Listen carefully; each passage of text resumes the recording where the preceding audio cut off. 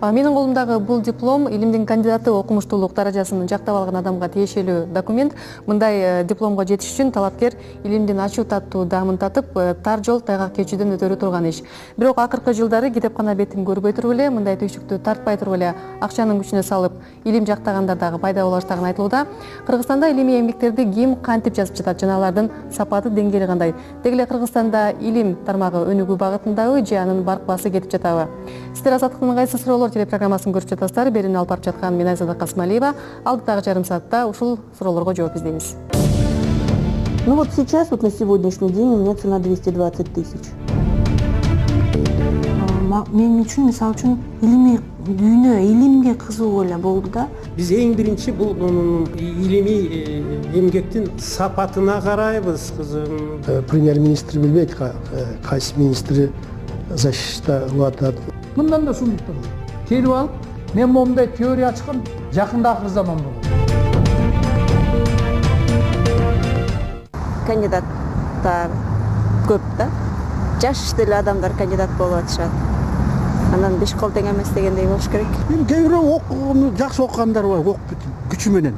Анан кээ бирлер эми коррупция кылып сатып алып окугандар бар. Эми анан баары эле жаман дегенге болбойт, жакшылар да бар.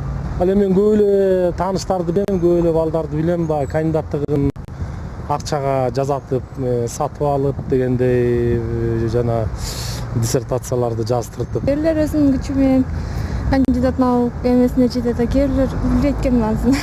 Часть из них пишет сами, а часть использует литературных негров, как говорил Дюма, да? Вот он приходит и говорит: давай мне вот такую сумму и давай материал, который тебе нужно обобщить.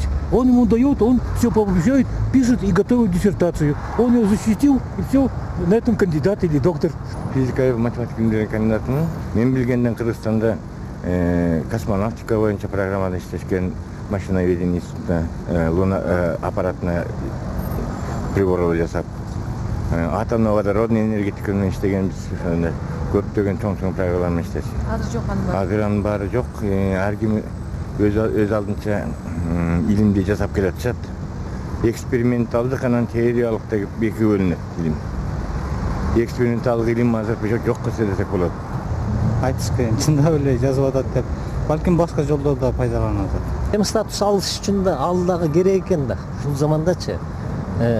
Бирок мурдагыдай престиж болуп, ошол именно илимге жан дил менен киришкендер аз болуп калдыбы деп ойлоп атам да. Конечно, мало людей, которые стараются к этому дойти. Я думаю, это люди или, конечно, с интеллектом, ну или с большим карманом. Вактагыларды болсо айтсаң болот да, азыркыларды билбейм, ачык айтайын.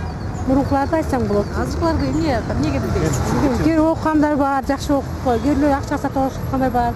Коомчулукта илимий эмгекти акчага сатып алгандар бар деген көз караш орун алган менен кимдир бирөөнүн илимий иши жасалмай экендиги аныкталыптыр же бирөө жазып берип сатып алганы билинди деген фактыны эч жолуктура алган эмеспиз. Мындан улам жакталып жаткан илимий эмгектердин канчасы чыныгы жаңылык алып келип, канчасы башка максаттарды ишке ашыруу үчүн гана жазылып жатканын далилдөөнүн өзү реалдуу эместей сезилет. Бирок интернеттеги жарнамаларда кандидаттык иштерди, илимий эмгектерди жазып беребиз деп, жада калса ишти жазып берчү адамдардын аты жөнү, телефон номерларына чейин ачык эле орун алышы илимдин абалы кандай күнгө туш болгонунан ачык эле кабар берип турат. Мындан улам Кыргызстанда илим жазуунун жаңы схемалары пайда болгонун белгилей кетели. Биринчиси өтө кеңири тараган схемалардын бири болуп саналат. Бул ыкма боюнча диссертация жазам деген изилдөөчү бүтүн илимий ишти кадимкидей эле нак акчага сатып алат. Ольга Николаевна аттуу бул аял 12 жылдан бери илим чөйрөсүндө аттангандар үчүн түрдүү тармак боюнча кандидаттык диссертацияларды жазып берип жүрөт. Албетте мындай тейлөөнүн сырын эч ким ачык айтып бергиси келбейт. Толгон токой адамдарга чалып жатып, акыры Ольга айым атайы шарт менен өз кесиби тууралуу айтып берүүгө макул болду. Мына сиз 10 жылдан бери иштеп келаптырсыз. Буга чейин канча ошондой кандидаттык иштерди жазып бердиңиз, анан канчасы жактап чыкты? Ну, у меня написано 4 полностью готовых Мен кандидата. 4 диссертациялык иш жаздым. Экөө жактап кандидат болду. Бирөөнү азыр жактаганга даярдап жатам. Бирөө болсо жактаган жок, бошураак болуп калды көрүнөт. Илимге өткүр кишилер керек да. Негизи кайсы багытта жазасыз да? Я работаю экономика. Мен көбүнчө экономика, юриспруденция, саясаттануу ушуларга окшогон илимдерди жазам. Техникалык, медициналык илимдерди жаза албайм. Анткени аларга өзгөчө даярдык, билим керек. Мен жаза албайм. Мындайда дароо баш тартам. Өзүм жогорку билимдүүмүн. 2 окуу жайын кызыл диплом менен бүткөм. Учурунда турмуш кыйынчылыгынан улам өзүм илимге кире алган эмесмин. Сизге кайрылгандар кимдер кайрылышат да? Кандай суроо талап менен кайрылышат? В основном старались заказывать. Көбүнчө жогорку окуу жайлардын мугалимдери кайрылчу, анткени аларга окумуштуулук даража керек да.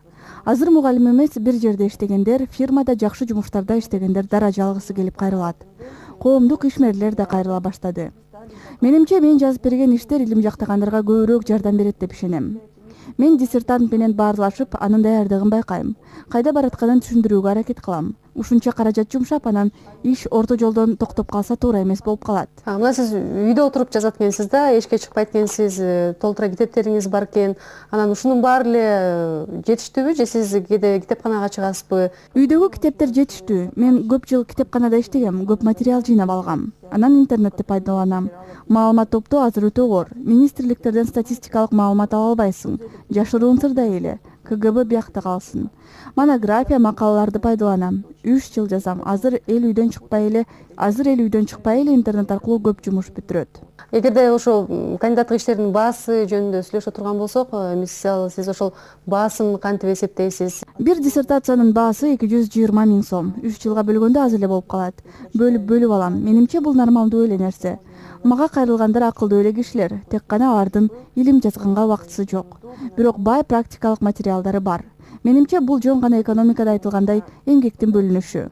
Мындан илим жабыркайт деп айта албайм. Эгер иш сапаттуу жазылса, анда ал эч кандай жоготууга учурабайт. Бул деген бүгүнкү күндөгү реалдуулук. Сиз мисалы өзүңүз жөнүндө интернетке ачык эле телефонуңузду таштап, ушундай бир тейлөөнү сунуштап атасыз да. Анан бул үчүн сиз мисалы коркпойсузбу эч кимден? Бирөө жарым текшерип келет деп ойлобойсузбу? Эми албетте тобокелчиликке барууга туура келет. Мамлекет баарын камсыздап бере албайт да. Мен азыр майып адаммын. Пенсиям 1440 сом. Бул акча бир айга жетпейт да. Үй бүлөнү багыш керек.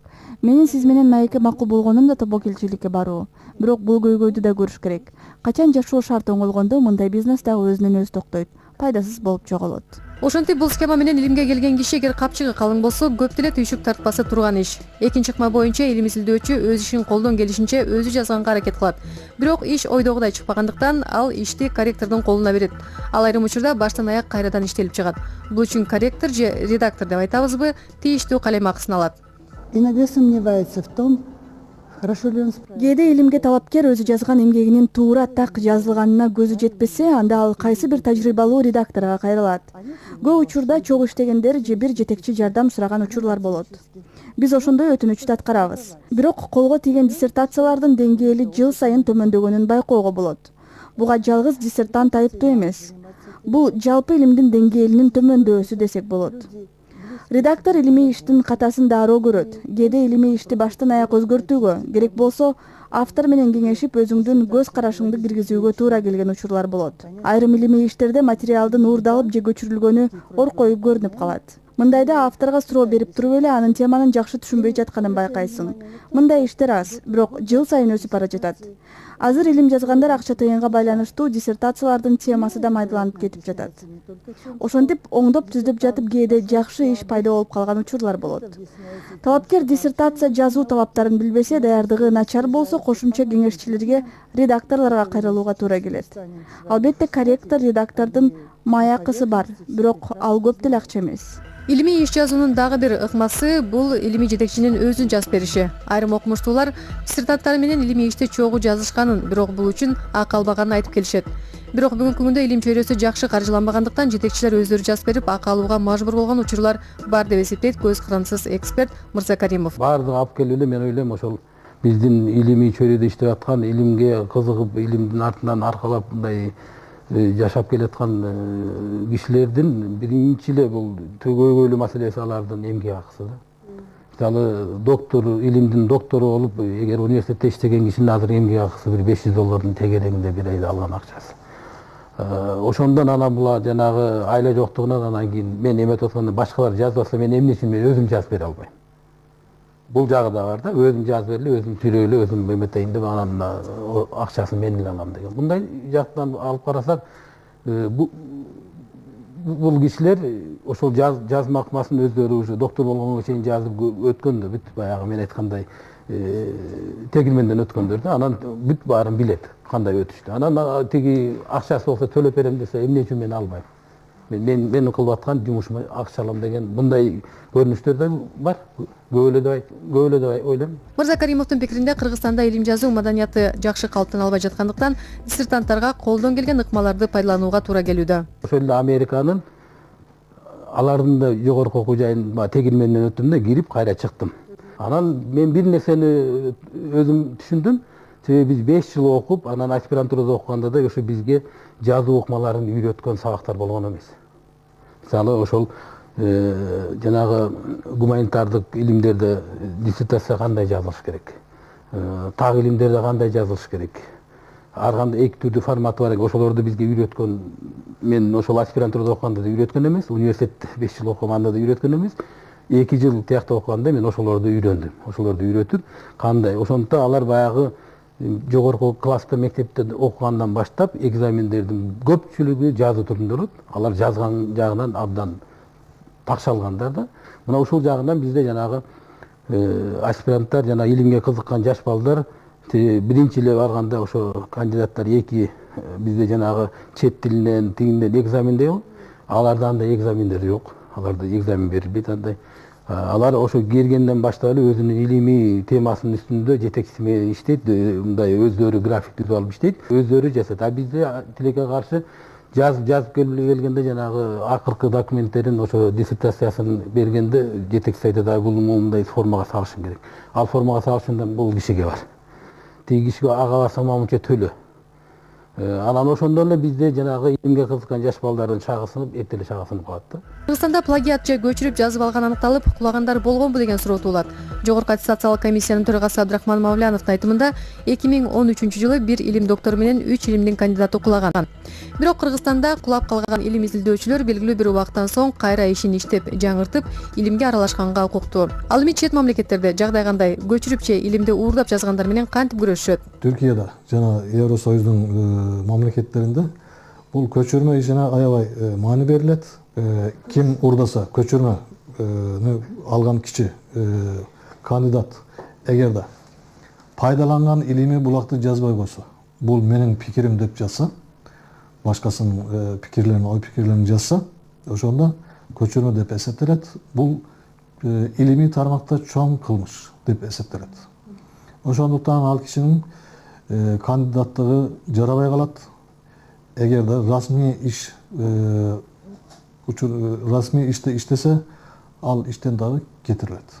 Ал кийин кайра мисалы өтпөй калып анан кайра башынан жактап кел дегенге да мүмкүнчүлүгү жок да, Бул көчүрмө иши болгондон кийин мүмкүн эмес. Эч качан илимде? Эч качан жок. Мүмкүнчүлүк берилбейт. Ну вот сейчас, вот на сегодняшний день у меня цена 220 тысяч. Мен үчүн мисалы үчүн илимий дүйнө, илимге кызыгуу эле болду да. Биз эң биринчи бул илимий эмгектин сапатына карайбыз, кызым. Премьер-министр билбейт, кайсы министри защиталып атат. Мындан да сунуктур. Келип алып, мен момундай теория ачкан, жакында акыр заман болот. Союз малында 60-80 жылдары Кыргызстанда академиялык илим гүлдөп өнүгүп, ал өндүрүштүн, айыл чарбасынын жана башка экономикалык тармактардын өнүгүшүн шарттаган. Бул учурда мамлекет тарабынан илимге атайын заказдар түшүп турган. Союз кулаганы илим тармагын каржылоо маселеси аксап калгандыктан, азыр илимге аттангандар өз киндигин өздөрү кесүүгө мажбур. Бүгүнкү күндө Билим министрлигине илим тармагы үчүн деп 148 миллион сом бөлүнөт. Илимдер академиясына 250 миллион сом бөлүнөт. Бул акча илимпоздордун айлык майнасын, социалдык төлөмдөрүн камсыз кылууга гана жетет дешет илимпоздор. Филология илимдеринин кандидаты, Манас университетинде окутуучу болуп иштеген Аида Асылбекова каржылык кыйынчылыктарды абдан тартканын, бирок бул нерсе аны илим жолунан баш тартууга себеп болбогонун белгилейт. Алыс жакка чыгып материалдар тандап келүү, изилдеп келүү ошол мага ортокторго турду. Айтсам, мисалы, Алматыга чейин барып издедик материалдарды. Андан сырткары да жакшы өзүмдүн жетекчим, мисалы үчүн Москва менен дайыма байланышта болуп тургандыгынан улам Москвадан материалдарды заказ берип турдук. Ошонун баары эле баягы кандай десем финансы каражатка барып такалып атты да. Мисалы үчүн Алматыга бир эле жолу барып келбейсиң. Барасың, Алматыда бир жума, 2 жума калышың керек болот. Ал жакта калууда үй издейсиң, үйдүн акчасын бериш керек болот.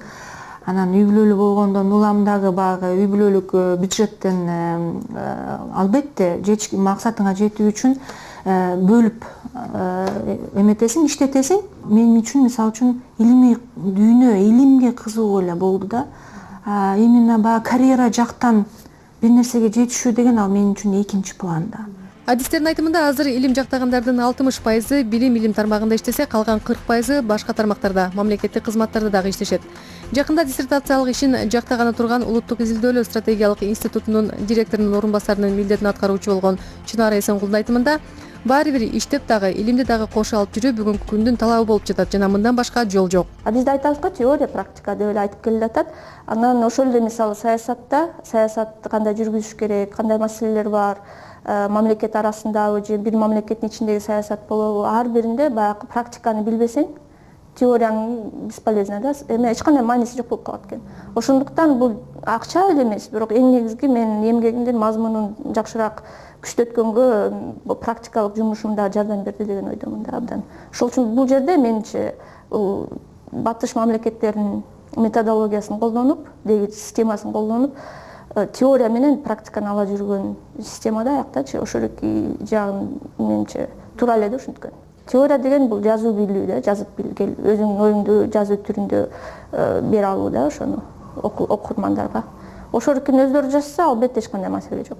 Илимдер академиясынын философия жана укук институтунун башчысы, философия илимдеринин доктору профессор Осмон Тогузаков жаштардын илимиликти эмдеп, сабак берип же дагы бир жумуштарды кошо алып жүргөнү өзүнө пайдалуу болгону менен кайсы бир деңгээлде илимдин жакшы казылбай калышына себеп болуп келет. Соңку жылдары мамлекеттик кызматтарда дагы жүрүп, илимди кошо ала кетем деген түшүнүк илимдин негизги тармак катары өнүгүшүнө терс таасирин тийгизип жатат деп эсептейт. Же болбосо сен мамлекеттик кызматты тандап ал, же болбосо сен илимди тандап ал. Мамлекеттик кызматкерде кайдан убакыт болот илим жазганга? Убакыт жок да. Демек кандайдыр бир же мамлекеттик кызматты нукура жакшы иштеп бере албайт, же болбосо илимди чала бала жазайт. Анан ошондон жана коомдун арасындагы тескери көз караштардын пайда болгон деп мен өзүм ойлойм да, өзүмдүн жеке пикирим. Эң негизги сапатына карашыбыз керек. Ал кызматта туруп жаздыбы, кызматы жоктор жазам деп 10 жылдап жазбай, бүтпөй жактай албай жүргөндөр толуп атат. Мисалы, Илимдер академиясында дагы 10 жылдап, 20 жылдап отурат кандидат эле. Докторлугун жазбай, жалкоолонуп жүргөндөр толуп атат. Ал эми ал адамдын өзүнүн дээриндеги нерсе. Президент болобу, вице-президент болобу, ким болбосун, биз эң биринчи бул илимий эмгектин сапатына карайбыз, кызым. Мамлекеттик кызмат демекчи бул күндөрү Кыргызстандын вице-премьер-министри Камила Талиева илим жаатында жаңы баскычка жол жаап баратат. Ал илимдин доктору окумуштуулук даражасын жактоого даярданып, талкуулардан өтүп жаткан кези. Өткөн аптада Арабаев атындагы педагогикалык университетиндеги Манастануу кафедрасы анын ишин талкуулады. Бирок бул күнү Камила Талиева талкууга өзү катышкан жок. Бүгүн биз кокуслуу угуп калдык.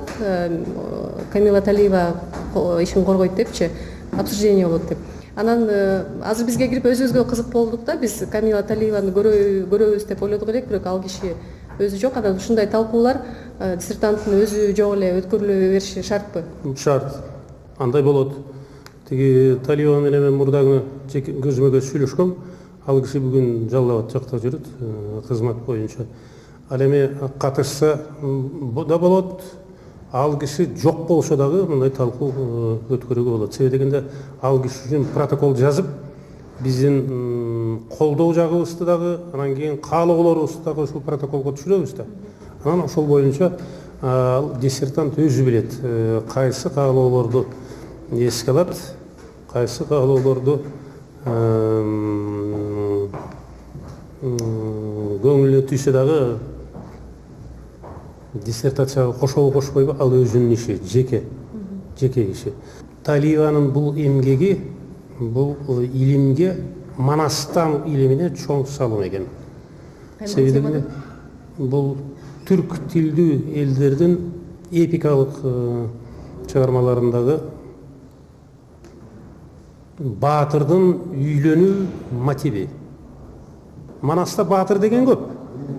Бирок дагы бул жерде мамлекет эл башчыга кандай өмүрлүк жары керек. Карабөрк дагы экинчи аялы Шоруктун кызы Акылай, Шоодурган Капырайдагы акылы орточо экен. Ал эми Манаска акылман жар керек экен. Вице премьер айымдан башка киши талкууга катышпай койсо эмне болот эле да? Эчтеке болбойт. Мен айтып атпайбын, бул өзү тиги жактын жогорку аттестациялык комиссиянын жоболорунда бир жеринде дагы айтылган эмес. Ал жактаганда албетте өзү жактайт, өзү сөзсүз катышыш керек. Бул туура эмес, түбүнөн туура эмес.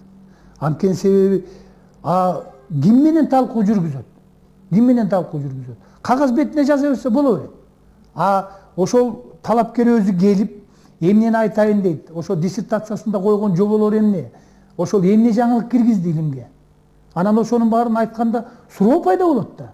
Суроо пайда болот. Анан ошол суроонун негизинде эки тарап тең анан жооп бергенине карата. Же болбосо мына бүгүнкү күндө Россия абдан туура кабыл алып атат. Дагы бир жолу кайталагым келет. Бизде ушул бийликте отургандар көпчүлүк учурда өздөрүнүн кызматын пайдаланып кетет да. Бул да коррупционный схема. Азыр бүгүнкү күндө андайлар көп. 2 жылдын ичинде кандидаттыктан докторлугга өтүп кеткен бар. 2 жылдын ичинде. Бул мындай даже теориялык түрдө мүмкүн эмес. Мун үчүн гений болуш керек же Нобелевский премияны алыш керек. Бул боюнча илим жана билим тармагын координациялаган вице-премьер-министр Камила Талиеванын өзүнөн комментарий алууга мүмкүнчүлүк болгон жок.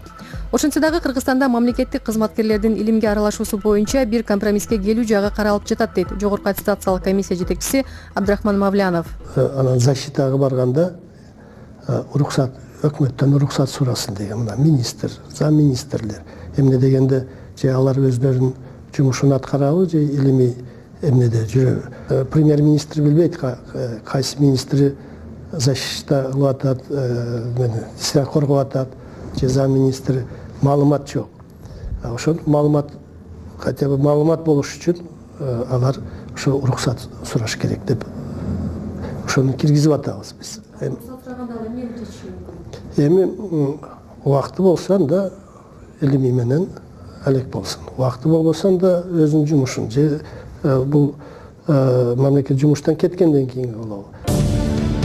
Ну вот сейчас, вот на сегодняшний день у меня цена 220 тысяч. Мен үчүн мисалы үчүн илимий дүйнө, илимге кызыгуу эле болду да. Биз эң биринчи бул илимий эмгектин сапатына карайбыз, кызым. Премьер-министр билбейт кайсы министри защита кылып атат. Мындан да сунуктар. Келип алып, мен момундай теория ачкан жакында акыр заман болот.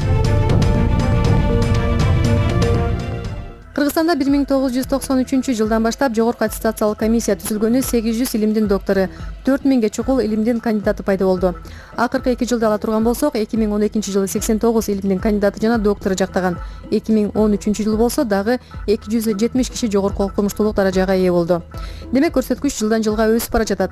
Кыргызстанда өндүрүштүн абалы начар болгондуктан азыр жактагандар илим жактоонун жеңилирээк жагын тандай баштаганын айта кетели. Техникалык багытта кем болуп атат бизде. Мына бүгүн бизде приоритет деп атабыз экономиканын, Кыргызстан экономика бул токен тармагы, энергетика тармагы, ошолордо абдан аз болот. Жаштар азыр илимге жакшы ынтылган жери жок. Ошон үчүн көбү жеңилирээк экономика, юриспруденция, педагогика деген жака ошол багыттарга ооп кетип атат. Мындай тенденцияны китепканадагы диссертациялык эмгектерди пайдалануудан дагы көрүүгө болот. Илимдер академиясындагы китепкана кызматкери Гүлүм Абсаматовага баш бактык. Мына быйылкы жылы философия наука боюнча 2900 жолу суралды. Экономика боюнча 3072 жолу суралды. Бул дагы ошондой. Эң аз берилген иштер кайсылар? Эң азыраак суралганы технический наука азыраак суралды быйыл. 558 жолу берилди. Сельскохозяйственный айыл чарба боюнча 679. Эксперименталдык илимге каражаттын жоктугу илим багытынын такыр башка нукка бурмаланышына, жеңил жол издегенге, керек болсо такыр эле илимден кабары жок адамдардын дагы тартылышына кыйыр түрдө себеп болуп жатканын Осмон Тогузаков айтат. Күндө тарых жазбай эле адабиятчы, жазуучулар жазып калды. Эми ал деген публицистика да. Анысы канчасы чын, канчасы төгүн. Же болбосо ошол тарыхчыларга эмне үчүн атайын акча бөлүп барып экспедицияга бар. Орхун Енисейский жазуулары барбы? Баргыла аяка. Сибирге барып келгиле. Тигинде Енисей жака. Тиги байыркы цивилизация биздин заманга чейинки 5000 жылкы цивилизация Египетти кыргыздар барып басып алган. Көрдүңүзбү? Билбейм, же коомдук системанын ушундай алмашкан оор абал учурунда ушундай көз ачык бакчылар көбөйүп кетеби билбейм. Мен просто өзүм бир ушул мыйзам ченемдүүлүктү изилдеп жүрүм да өзүм дагы. Анан таң кылам да мен ушуларга. Бул эмне деген жол? Келип алып мен адамдардын өсүү жолунун 3-чү законун ачтым деп Өмүрбү Бегалиева келди. Сенин алдагы 3-чү законуңду окуган киши күлөт? Күлөт эмес, ыйлайт. Ыйлайт. Но тем не менее мен 3-чү законду ачтым дейт. Мындан да шумдуктар бар. Мындай да шумдуктар. Келип алып мен момундай теория ачкан жакында акыр заман болот. 1 саат, 1,5 саат. Эчтеке түшүнбөйм. Айлам жок. Кага албайм. Анан айлам кетип Ауракария деген гүл алдым мына. Момуну бирөө алып келип берди, бир таанышым. Кадимкидей кыйшайып калат. Мына баягы аял келгенден кийин кыйшайып калды. Алар кеткенден кийин мен бечара донор, алардын баары вампир да. Абдрахман Мавлянов мунун баары илим саясатынын жоктугунан улам келип чыккан көйгөйлөр деп эсептейт. Анын айтымында мамлекет менен илимпоздордун ортосунда байланыш жүргүзгөн орган жок болуп жатат. Мындан улам илим приоритеттүү багыттарын тандай албай бара. Азырынча илимдин сапатын жакшыртуу максатында иштер башталууда дейт ал. Акыркы 4 айда бүт ревизия кылып чыктык. Бизде 55 диссертационный совет бар экен. Ошонун азыр 49-ун калтырдык. Бирөөлөрүн жойдук, бирөөлөрүн бириктирдик. Чындыгында программаны даярдап жатып, чын эле илимий ачылыш жасап, аны турмушка ашырып жаткан илимпозду табуу кыйыныраак болду. Техника илимдери боюнча жактагандар өтө аз деген сөзгө өзүбүз издеп бара болгондон кийин ынандык. Бирок болбой эле таап алдык. Ал техника илимдеринин кандидаты Баязидин Жошов. Ошо 2010-жылы көп жыл өтсө дагы акын иш кылып жактадык. Ошо негизи менин темам ушундай болчу, баягы ысык көл өрөөнүндө алманы тамчылатып сугаруу система менен сугаруунун техникасы жана технологиясы деп ошол тема негизинен ушул тема боюнча болду. Донор мамлекеттер менен иштеп Хельватас деген швейцарлык уюм болчу. Ошолорго алар жөнөкөй эле баягы суу менен проект долбоор менен иштешчү да. Анан мен ушул өзүмдүн идеямды аларга ушундай түртүп, ушундай иштешибиз керек. Биз сууду сарамжалдуу пайдалана турган болсок, же болбосо жакшы түшүм ала турган болсок, биз сөзсүз түрдө жана тамчылатуу суугар системасына өтүшүбүз керек деп айтып жүрүп, анан ушул эмелер көндүрдүм да алардычы. Анан 3 жылдан бери ошол элге ушундай өзүбүздүн баягы жасаган жумуштарыбызды илимий жактан дагы жакшыртып, мына ушуларды алып келип иштетип атабыз. Бул негизинен мына мисалы үчүн муну ала турган болсок, бул эми тамчылатуу суугар системасы деген негизинен ар бир ошо жөөктөргө ошо трубалар ташталат, түтүктөр. Ошо түтүктөрдүн ар бир түтүктүн өзүнүн өсүмдүк турган жерине баягы тешикчелери болуп, өзүнүн нормасы менен суулар берилет да. Биз баягы жөөк менен суугарганда эми ашыкча эле сууларды берип атпайбызбы? Эми ата мында сөзсүз түрдө мына каласа чоң фильтрлер, мына кичинекей фильтрлер ар бир баягы эмесине жараша. Биз Ошто, Жалал Абад түштүк региондордо, андан кийин быйыл 2013-жылы көп ошо чүй өрөөнүндө баштадык. Бул негизинен жана теплицаларга. Чүйдө эле 100гө жакын теплицаларга койдук да ушулардын баарынчы. Андан кийин Баткенде бактарга койдук, 4 гектар бакка. Андан кийин Скөлдө дагы ушу бактарга жана карагаттарга. Мына ушу айтып атпаймынбы, жана чет мамлекеттик донорлор ушу илимпоздорду ошолор кичине баалаган сатат. А так биз эми мындай институтта эми иштесек мамлекет анча баалап аткан сатат да. Себеби дегенде мына кандидат наук, илимдин кандидаты мисалы үчүн ушу отдел бөлүмдүн же лабораториянын жетекчиси болсо эми ашып барса 7-8 миң сом айлык алат да. Бул деген өзү интеллигент киши болсо анан мындай ошону алганы менин оюмча кичине туура болбой калат дагы. Балким баалар мамлекет эле баары келечекте. Баязидин мырзадан улам Кыргызстанда чыныгы илим жазам дегендер энтузиазм менен гана кармалып келе жатканын баамдоого болот. Ошентсе дагы келечекте бул тармакка мамлекет жүзүн буруп, туура илим саясатын жүргүзөр деген үмүт менен программабызды жыйынтыктайбыз.